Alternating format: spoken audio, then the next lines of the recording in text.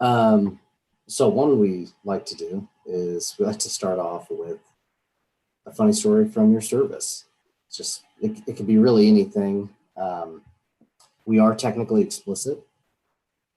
We're, we don't, but Yep. just in terms of like what the funny story might have to do with. It's basically you're for kids or you're not. So we're not for kids. So now and it's just explicit apparently. So Oh goodness. Funny story. and it does not have to be explicit. I'll just Yeah. up to you. Whatever story you want. So as a senior enlisted sergeant, I was in charge of some younger guys coming into the service. And one of the times when we were deploying over, they jam us all together and treat us like cattle. Set your cots up, 3 feet apart, and there's just like a 1.5 foot space for you to put your ruck, and that's your room, right? That's your living quarters. Had one of my soldiers was sitting on his cot, he was sharpening his bayonet. And one of the other guys was taking Febreze and spraying down all the stinky cots. And the guy that was sharpening his bayonet got upset to him. Hey, please don't spray over here. I don't like it. It gives me a headache, whatever, right? I was at the other end, and so I wasn't really paying attention. I just heard a little bit of a scuffle. I'm just like, oh, figure it out, because I'm the platoon sergeant. So, and I look over and I see the guy that was spraying the Febreze had the bayonet stuck into his leg, hard enough that was stuck in his bone. And he was standing there with a bayonet sticking out of his femur. Oh my God. I've got to deal with this now, right? So what, I don't even know what question to ask. Yeah. How did you think that was going to solve it? The guy's not spraying him. Well, you're right, but you're on duty now for the next 2 weeks when you're out of 15. I'm like, oh my God, that was probably one of the most bizarre things, because I'm getting my stuff organized and I look up and I hear soldiers yell at each other and I see a knife sticking out of somebody's thigh, and not just like a pocket knife. We're talking a bayonet. That's like 10 to 12 inches. I like that he only had 2 weeks of duty after that. What's that? He only had 2 weeks of duty. Like, was there nothing else? So it was just like he got to stir the feces barrel. Yeah. So now you're stuck on shit detail. So Man. And probably lose some pay over it. But I mean, it's not like we're going to take away your time. We're already deployed. You have no time. So, so yeah, 2 weeks extra duty, and then that was it. I'm not dealing with this. Man. Kind of a thing.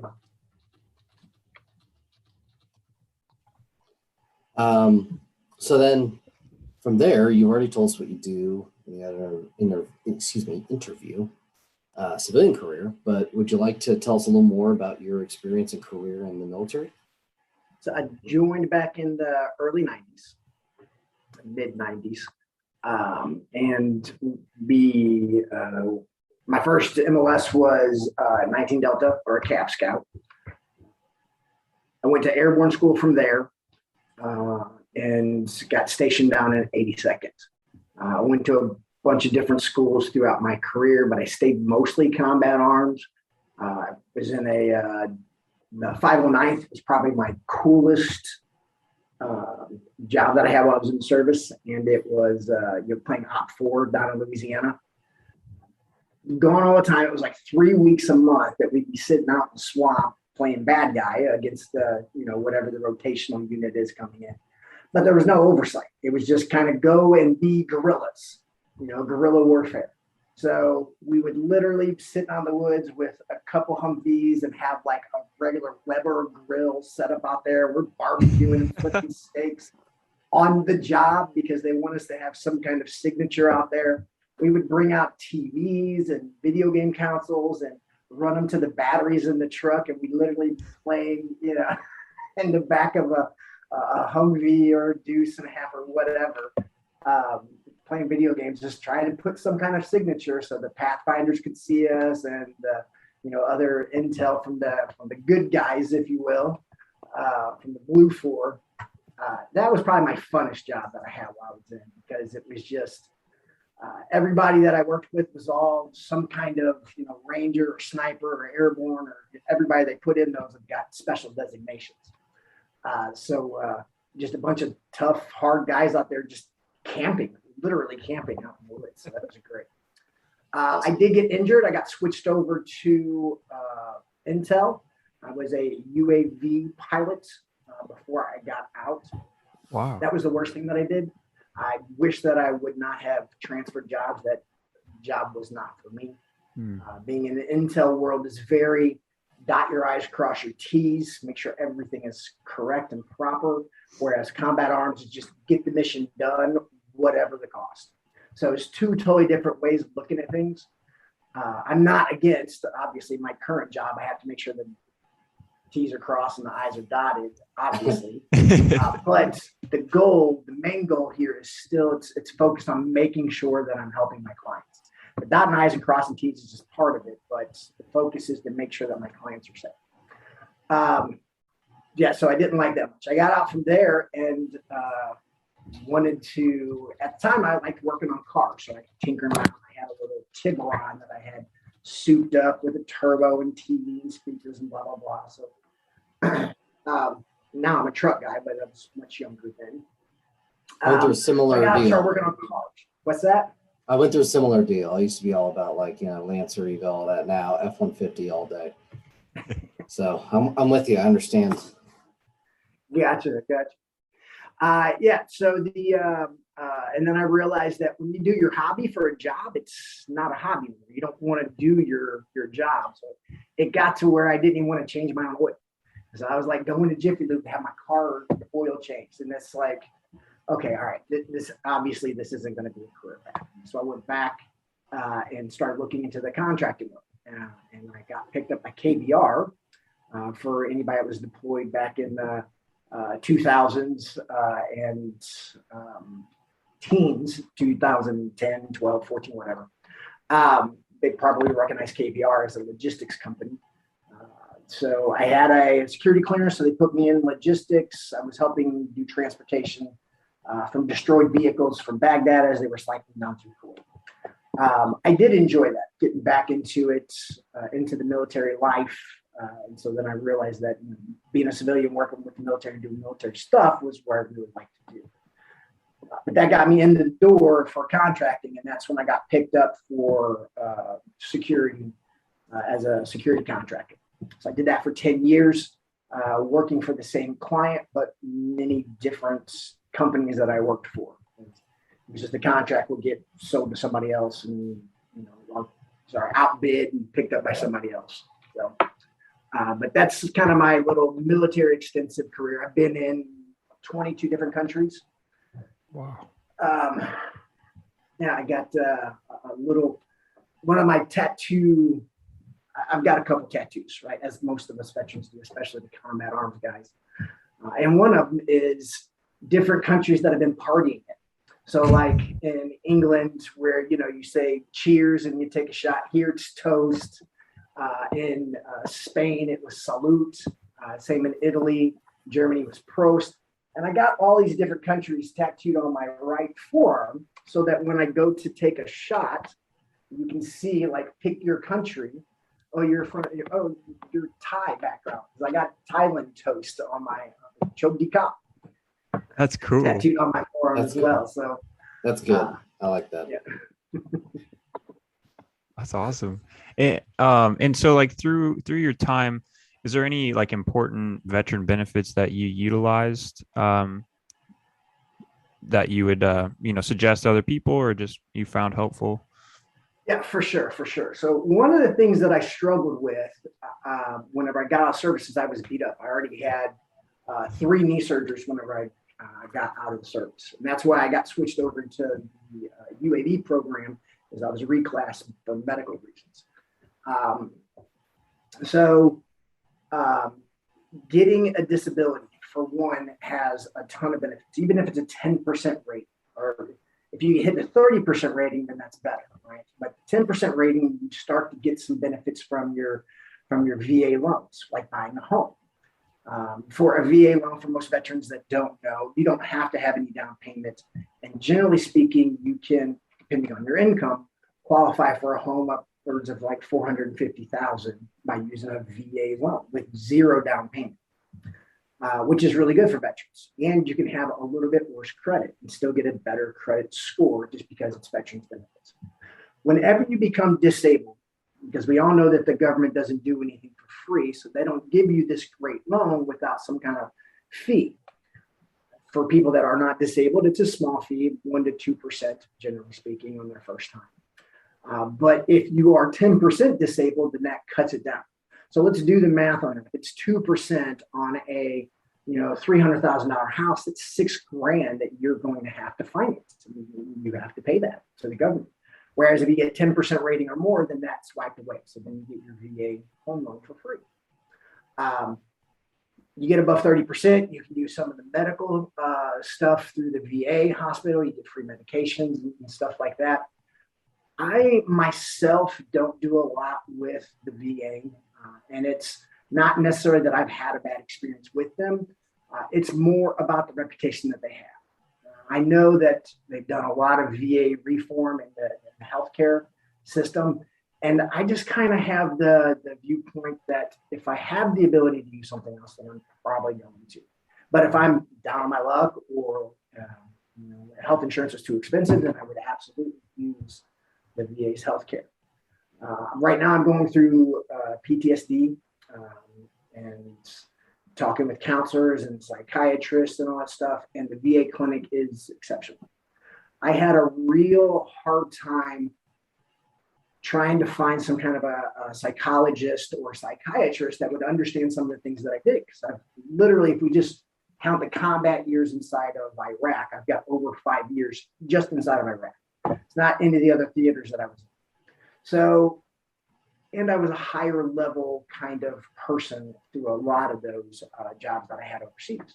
So I don't feel comfortable talking to a civilian about some of the war details because a normal person would look at me and be like, oh my God, you're crazy. We need to submit you right now. And where's the rubber room and the coats that wrap your hands behind your back? Right. So I did not feel comfortable with going to talk to, nothing wrong with any of their doctors. And I'm sure that there's doctors out there that are completely fine with that and work well in that space. But just for my personal, I wanted to research out. And I ended on using a VA approved clinic. It's actually called the Vet Clinic. Fantastic guys and gals over there. They're all veterans, retired, military, and just real good group of guys. Anybody dealing with PTSD or any kind of concern that they want to talk to somebody, I definitely recommend the Vet Clinic, and they do video conferencing. So real good place to reach out to for anybody wanting to know more about that. Yeah, sorry, I got sidetracked there. What was the question? No, that's important. No, that's very important. That was you answered the question. Yeah.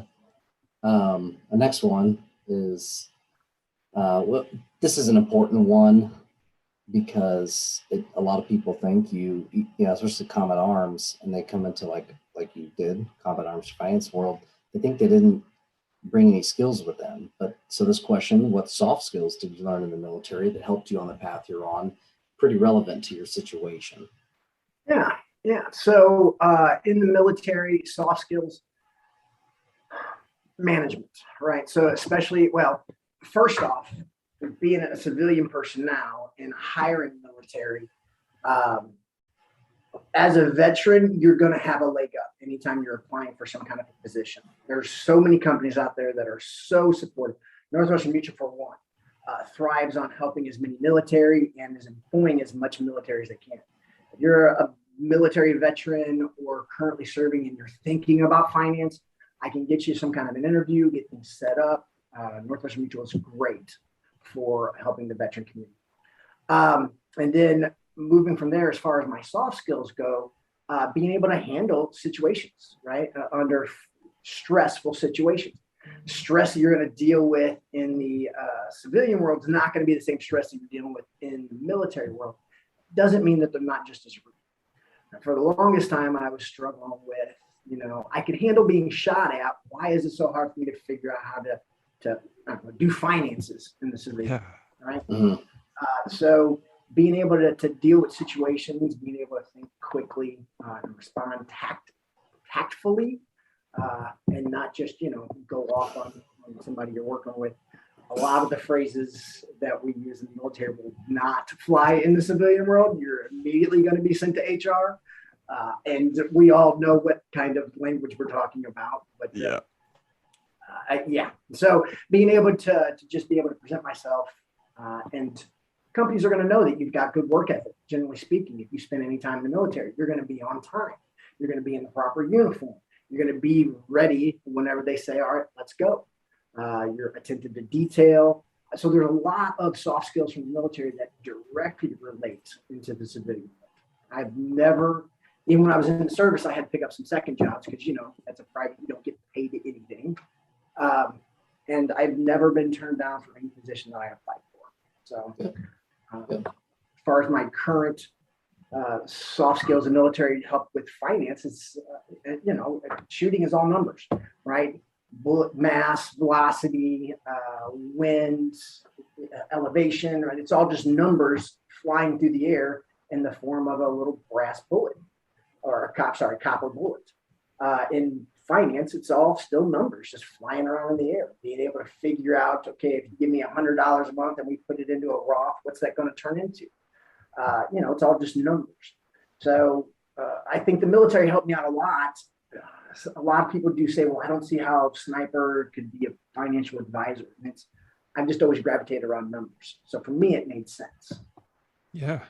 Just finding a way to kind of transition or see how it applies. That's a good way to look at it. Yeah. And I got my degree in general science, most of it from just my military education when I had to convert it over into the civilian.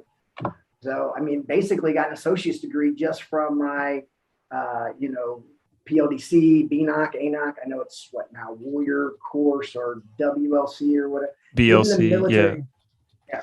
So those military sergeants classes, whatever your branch calls them now, they transition directly over into management classes and courses in the civilian. So, didn't need to do a whole lot of extra education to just get my degree. Right. Excellent.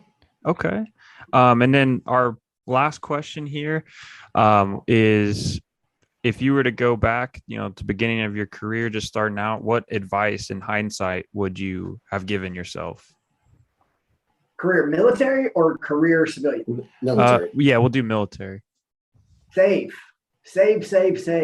Jesus, we can't save enough, right? And it doesn't got to be a ton. You don't got to save every penny. But if I could look right now, like literally, if I could just grab hold of my 20-year-old self, I would have started a permanent life insurance policy that accumulates cash inside. I would have done that when I was like 20 years old. Even at $100 a month, here I am almost 50, I'd have tens of thousands of dollars in it, if not getting close to $100 grand. Just by putting $100 away, if I did $100 every month since I was 20, holy cow. Like that was the one thing I would have said, because it helps force that savings plan. A lot of people don't understand how life insurance can be used to accumulate wealth, but it's a fantastic tool that gives a great tax code. And it can work similar to a Roth, depending on how we design it or how we structure it. So yeah, if I would have went back and told my 20-year-old self, get yourself a permanent life insurance policy, if you don't save anything else, then at least you know that is going to pay my daughter and my granddaughter. I just got a grandbaby last September. Her name is Rosemary. Congrats. Yeah. And I'm putting a life insurance policy on her, by the way. Because that way I can help make sure my great grandkids get some money coming from me as well. But doing that to intergenerational wealth, I'd already have that set up, and I'd have tens of thousands, if not $100 grand, sitting inside of my life insurance policy that I could use in a tax exempt manner. So, yeah, I think that would be the one big advice I would give myself. So think about future you. Yeah, for sure. And future generations. Yeah, and that's why I went with that versus I wish I would have set up a stock market account. Stock market's all over the place. You're probably going to get a little more wealth accumulation that I could use out of it, but there's no way I'm going to be able to touch the death benefit that I'm going to leave my family.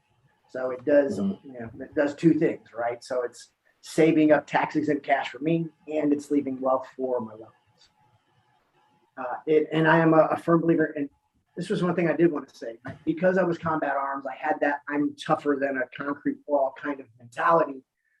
And I got beat up. You know, I mean, I had several surgeries, but I would still wait to the last possible minute where I would go because I'm a tough guy. I can take care of myself, right? Mm-hmm. Once I became a civilian, then I realized that there's no reason to be tough no more, right? I mean, I'm beat up and I'm busted and almost broken because of the military. And I fought long and hard to actually start applying for my disability because my personal pride did not want to say, well, I'm a disabled person. Well, no, I'm not. I'm not a disabled person. I have been abused by the country by my own will, but the country beat me up for sure. So if you rolled your ankle one time while you were in the military, you should go and apply for your VA benefits. That's why they have different ratings, right? You don't have to be 100% disabled. You can be 10% or 30%. Maybe it's just your left leg that is all jacked up, and now you can't walk right anymore. Go get your disability. So that's one of the things that I would definitely leave on to any veteran that would be listening here is suck up your pride, right? Nobody there is going to judge you. None of your friends are going to think worse of you if you go get yourself taken care of. All right. Yeah, that's great advice. Yeah, definitely. It was awesome speaking with you. I look forward to kind of maintaining some kind of back and forth over time, and maybe even have you on again. And very much appreciative of your time and your willingness to share your experiences both in finance and in the military. I got a lot out of it. Fantastic, guys. Thanks for having me. I appreciate it. Yep. Thank you Absolutely. so much. We thank you for listening, and we hope you got something helpful out of this. Right now, the best way to support us is to simply spread the word. If you know a fellow veteran who could use some resources to elevate their life, send them our way. Until next time, remember to check your 0s, 5s, 10s, and 25s.